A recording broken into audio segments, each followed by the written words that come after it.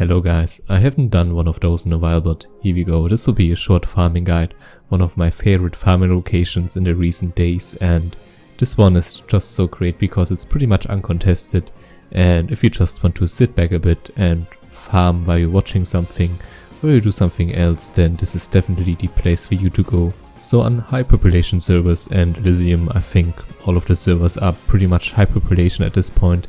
The competition for good farm spots is really high, especially like Shimmering Flats, Stranglefold Rail, around level 30, 31, those places are really just big battlegrounds and you can't really farm that well there. There might be more efficient farm spots, but right now they are just so overpopulated, overcontested that it's almost impossible to do anything. So the nice thing about this spot is that it's pretty much uncontested. You don't have any downtime because the mobs respawn while you are doing your circle, and by the time you are done with the last mob, the first one already respawned basically. The enemies you're going to kill are basically lions and turtles, and those have really amazing trash items. Whiskers and shell fragments for 9 and 7 silver a piece, which is pretty huge at this level range. While you are farming there, you can also bring up your cooking skill from 125 to 230. So if you don't like to fish while you level and you still want to keep up your cooking, this is also definitely a place for you to check out. And basically if you have skinning, this is like a paradise. I think it's even worth it to go on this place without having skinning, but if you have it, then skinning leatherworking will be just perfect for this. You can make about 8 to 10 gold on an hour regarding the greens that drop regarding the economy on the server with the auction house, so it's also a pretty good spot to just already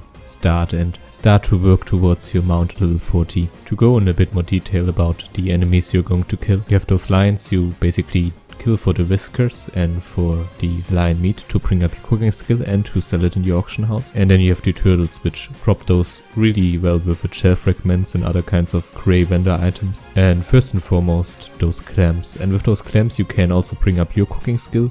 You can sell the clam meat in the auction house, since a lot of people are trying to bring up their cooking skill by this recipe because it's learned from a trainer and doesn't have to be found. So most of the people will have this cooking skill for sure, and that's why it's high in demand right now. And of course the clams have also a chance of dropping different kinds of pearls, which again will sell pretty well in the auction house. Another thing that I found interesting is that you can vendor those turtle soups for 3 silver a piece, so 60 silver for a stack of turtle soup, in my opinion, is very well worth it.